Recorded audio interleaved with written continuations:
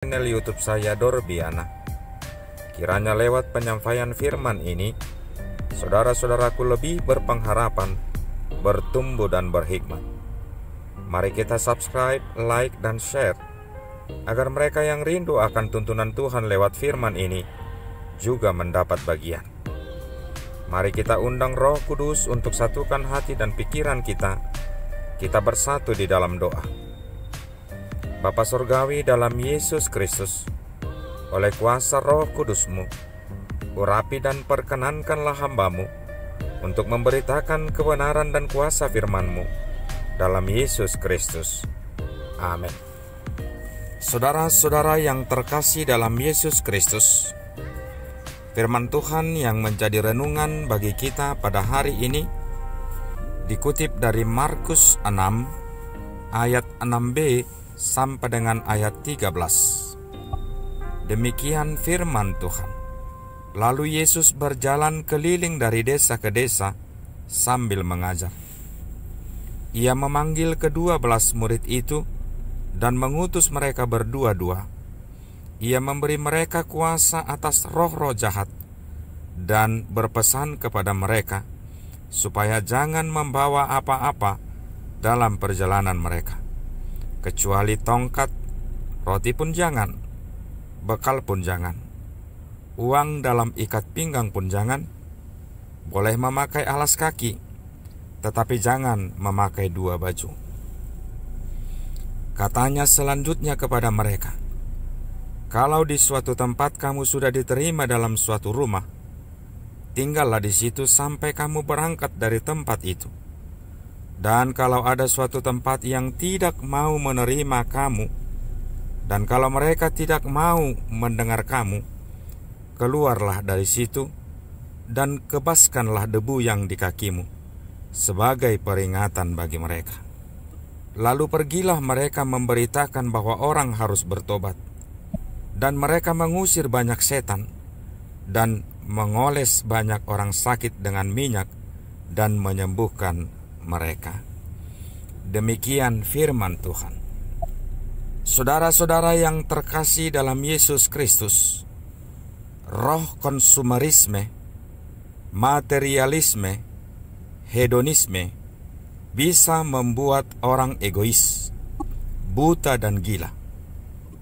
Roh ini bisa memisahkan persahabatan, memisahkan persaudaraan, memisahkan kekeluargaan, bahkan bisa memisahkan iman kita kepada Tuhan, bahkan memisahkan diri kita dengan nyawa kita sendiri.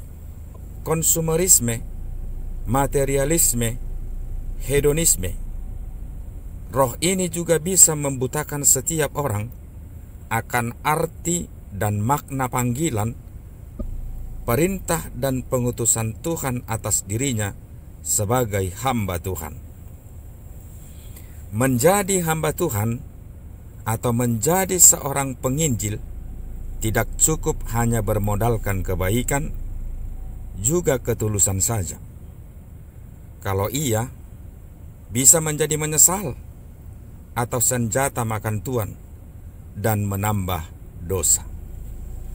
Seorang penginjil harus cerdas, mengetahui serta mampu mempersiapkan segala bekal yang terpenting yang harus ia bawa. Dan jangan sekali-sekali membawa bekal yang sia-sia dan tak penting dan tak berguna.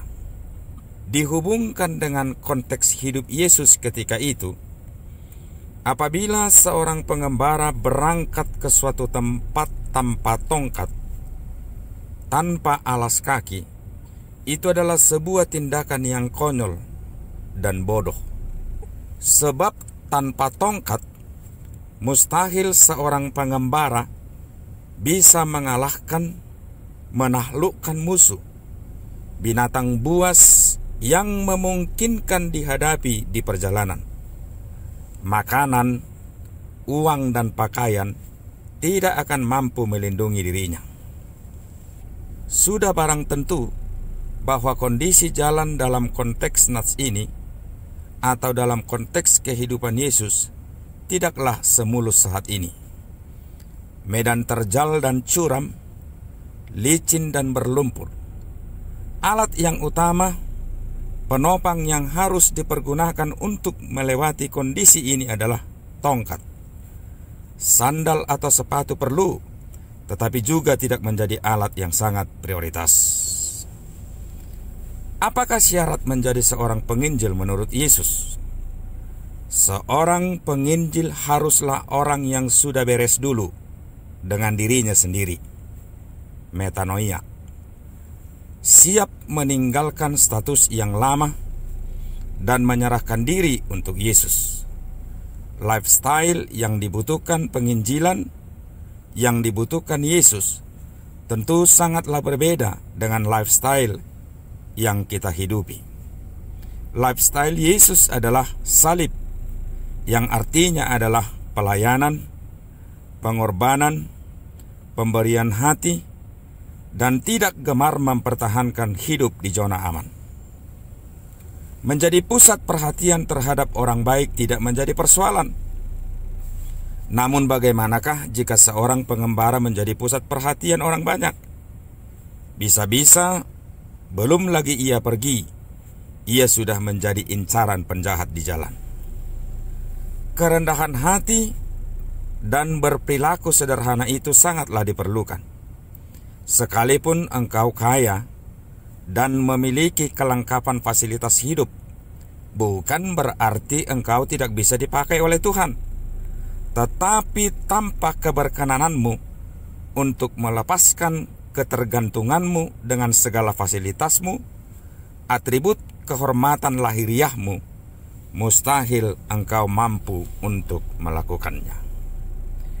Yesus memberi perintah, peringatan kepada murid, apakah yang patut dan yang tidak patut, apakah yang penting dan yang tidak penting, dan apakah yang harus mereka bawa. Yang harus mereka bawa adalah tongkat, boleh juga sandal atau alas kaki. Apakah maksud Yesus dalam ungkapan ini? Saudara-saudaraku dalam Yesus Kristus, tongkat adalah alat yang sangat sederhana, sepele tapi penting, murah. Tetapi perlu kita ketahui, sebuah tongkat harus terbuat dari bahan yang keras dan kuat, simpel tetapi berdaya guna, berlaku untuk medan berat dan medan yang ringan, medan berbatu dan medan berlumpur dan licin, medan terjal dan medan menurun, bahkan berguna untuk menguatkan yang lemah. Menurut pemahaman agama Islam, para nabi dan wali, tongkat merupakan benda yang sangat dekat dan setia untuk menemani mereka dalam perjuangan mensiarkan agama Allah. Bagi mereka, tongkat adalah sunnah Allah dan kekasih Allah. Imam Syafi'i juga bertongkat, walau masih sangat muda. Ia berkata, "Aku memakai tongkat ini biar aku mengingat bahwa aku ini musafir dan tujuan hidupku adalah akhirat atau sorga." Tongkat dipercaya alat yang menjagai agar tetap fokus berjalan menuju sebuah akhirat dan lepas dari segala bentuk maksiat. Tongkat yang dimaksud oleh Yesus adalah perintah dan kuasa roh yang Yesus berikan. Inilah yang terpenting dan yang terutama. Inilah yang mendasari mereka pergi, dan ini jugalah yang menjamin keselamatan di setiap langkah yang akan mereka tempuh. Hal lain hanya faktor pendukung, seperti makanan, uang, dan pakaian. Tongkat juga sebagai pernyataan komitmen dari seorang pewarta kabar baik, bahwa ia harus bisa menanggalkan rasa kekhawatiran akan kebutuhan bekal, atau mampu tergantung pada pemeliharaan ilahi daripada tergantung akan materi yang kita butuhkan. Markus 6 ayat 8. Firman Tuhan memperingatkan kita, karena di mana hartamu berada, di situ juga hatimu berada. Lukas 12 ayat 34. maka sebagai pewarta kabar baik, kita harus sudah merdeka dan terbebas terlebih dahulu sebelum membebaskan orang lain dari keinginan duniawi. Roh semangat menginjili atas pembaharuan yang telah mereka terima dari Yesus, itulah yang mendasari mereka pergi. Tetap antusias apapun yang menjadi kendala dan tantangan. Penginjilan sangat membutuhkan strategi. Mengapa Yesus menyuruh mereka berangkat 2-2 orang? Dalam hal ini, Yesus membekali, memberi perintah kepada murid. Ia bertindak sebagai guru, pendamping dan pemotivasi yang baik. Seorang guru yang memiliki hak dan kesempatan untuk mengkoordinir, mengevaluasi pencapaian para murid. Yesus menyadari bahwa kesendirian berdampak kurang baik bagi setiap orang. Ketika ia hanya sendiri dalam menghadapi kesulitan, tantangan, ancaman, pencarian solusi, dan penumbuhan semangat, dipastikan jika mereka berdua, mereka akan kuat dan mampu bertahan dengan hidup dalam ketersalingan. Kalau di suatu tempat kamu sudah diterima dalam suatu rumah, tinggallah di situ sampai kamu berangkat dari tempat itu. Hidup bersosialisasi itu sangat indah.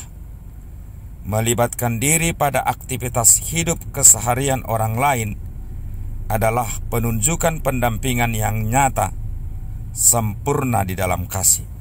Di samping memperkaya para murid dalam banyak hal, mereka juga boleh mengaktualisasikan Injil, cinta kasih Kristus secara nyata dalam hidup keseharian jemaat.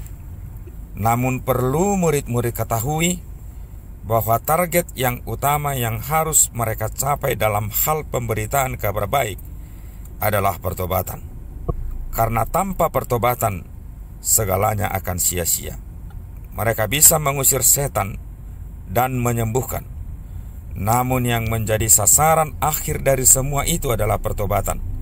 Pengenalan akan kasih Yesus Kristus sebagai keselamatan dunia. Jika mereka ditolak di suatu tempat, mereka harus meninggalkan tempat itu dan mengibaskan debu dari kaki mereka.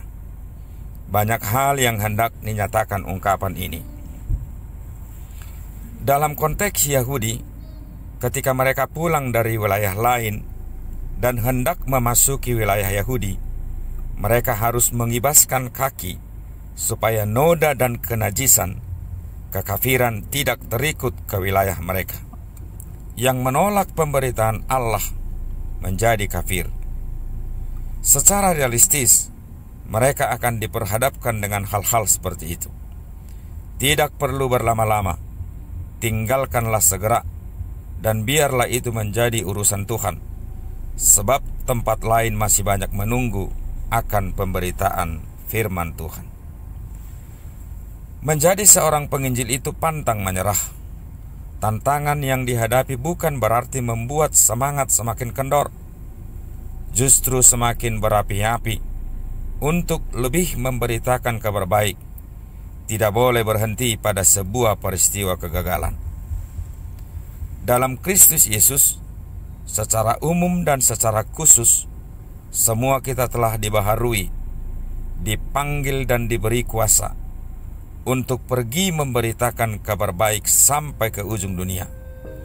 Kuasa yang dilimpahkannya, itulah yang kita bawa, tongkat perlindungan dan sumber kekuatan kita yang ajaib, penopang yang tak pernah berkesudahan.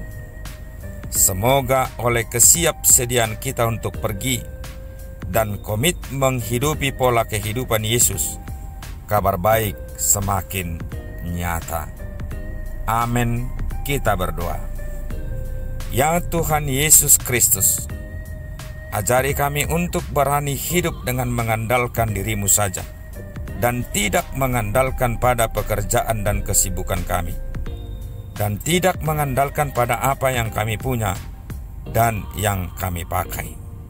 Dalam Yesus Kristus kami berdoa dan mengucap syukur. Amin.